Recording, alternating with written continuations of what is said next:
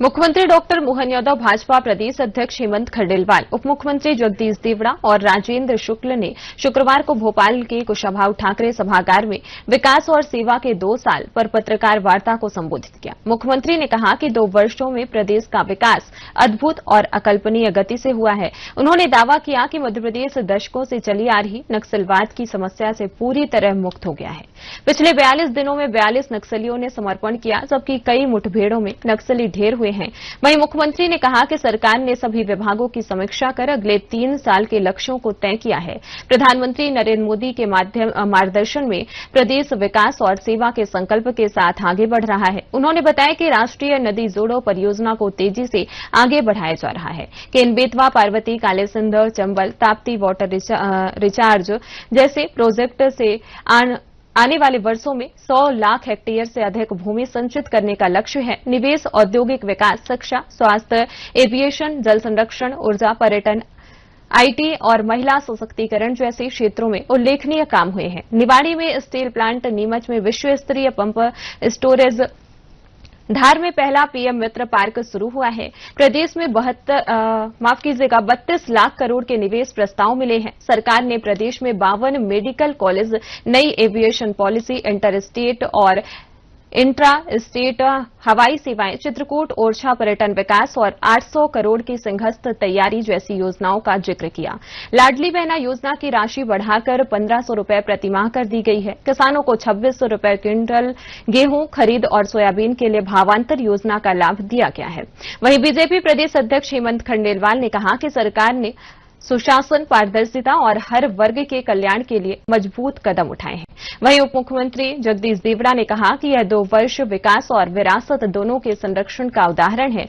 इस दौरान उप मुख्यमंत्री राजेंद्र शुक्ल, अपर मुख्य सचिव नीरज मंडलोई और जनसंपर्क आयुक्त दीपक सक्सेना समेत कई वरिष्ठ अधिकारी मौजूद रहे।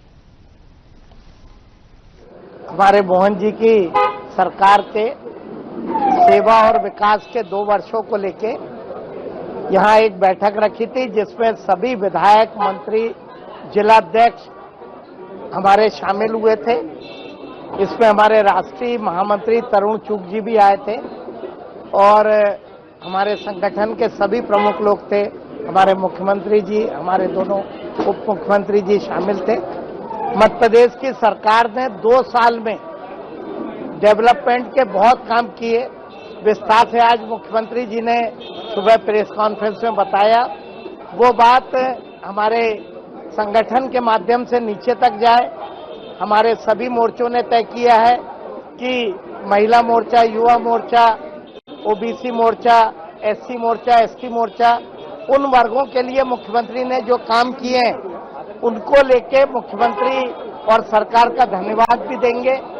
हमारे विधायक, हमारे सांसद भी 2 साल में उन्होंने अपने क्षेत्र के लिए क्या काम किया, सरकार के माध्यम से, खुद के माध्यम से, उसको भी लेके मुख्यमंत्री जी से को धन्यवाद भी देंगे, पत्र भी लिखेंगे, ताकि उनके क्षेत्र की सारी बातें आए, लोगों के बीच में जाए। आज इसी विषय को लेके ये बैठक रखी गई थी और इसमें यही तय हुआ कि हमारी 2 साल की जो उपलब्धियां हैं, अभी कल ही मुख्यमंत्री जी ने बताया कि मध्य प्रदेश नक्सल रहित राज्य हो गया है। जो आखिरी नक्सलवादी थे उन्होंने भी सरेंडर कर दिया। एक बड़ी कामयाबी सरकार को मिली है। सरकार का ट्रांसपेरेंट सिस्टम है। विकास के मामले में, रोजगार के मामले में लगभग 23 लाख रोजगार लाने का सरकार का प्लान है। 30 लाख से ऊपर 30 लाख करोड़ से ऊपर का इन्वेस्टमेंट का सरकार का रोड मैप है। सभी तीर्थ स्थानों को डेवलप करके टूरिज्म को डेवलप करने का है। ये सारी बातें मुख्यमंत्री जी ने जो कही थी सुबह, उन बातों को नीचे तक हम पहुंचाएं। हमारे बूथ के कार्यकर्ता, आम जनता तक सरकार की 2 साल की जो सफलता है, जो काम है, उसे नीचे तक बताएं। उसको लेके आज ये कार्यशाला, ये बैठक रखी गई थी। इसी कार्यक्रम में आज ये बैठक संपन्न हुई। आपका मंत्री भी विभाग अपनी जो भी विभाग की उपलब्धियां हैं वो जनता के सामने लाएंगे। कल प्रभारी मंत्री अपने क्षेत्र में सरकार के 2 साल की उपलब्धि और उस जिले में किए गए कामों को लेकर भी करेंगे और विभाग वाइज भी मंत्री अपने अपने विभागों के बारे में भी 2 साल में क्या काम किया, इसको लेकर भी जनता के समक्ष जाएंगे। सर एसआईआर को लेकर क्या चर्चा हुई? एसआईआर का तो मूल काम खत्म हो ही गया, अभी काम बड़ा है तो उसमें सभी दूर पूरा का पूरा मैपिंग और वो हो गया।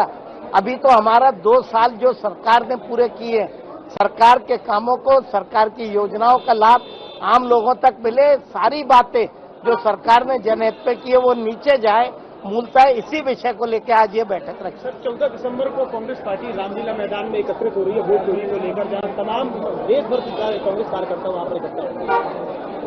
मैं कांग्रेस के नेताओं की बात का कोई विरोध नहीं, कोई बात का, उनकी बात का जिक्र नहीं करना चाहूंगा। अमित शाह जी ने लोकसभा में उनकी एक एक बात का जवाब दिया। जो उनकी सरकारें बनती आई तब वोट चोरी नहीं होता था, और जब भाजपा की बनी तो वोट चोरी होने लगा। यही चुनाव आयोग, यही सारी नीतियों के कारण कांग्रेस पहले सरकार बनाते आई।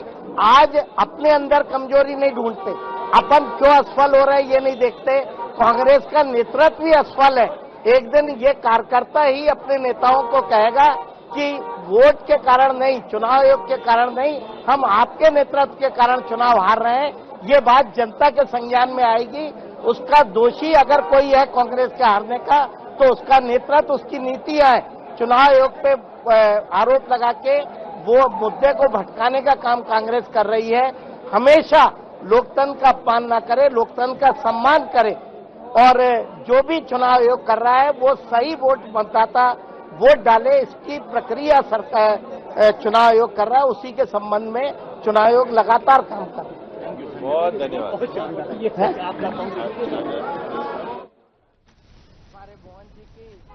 खबरों में फिलहाल इतना ही। बने रहें साधना न्यूज के साथ। नमस्कार।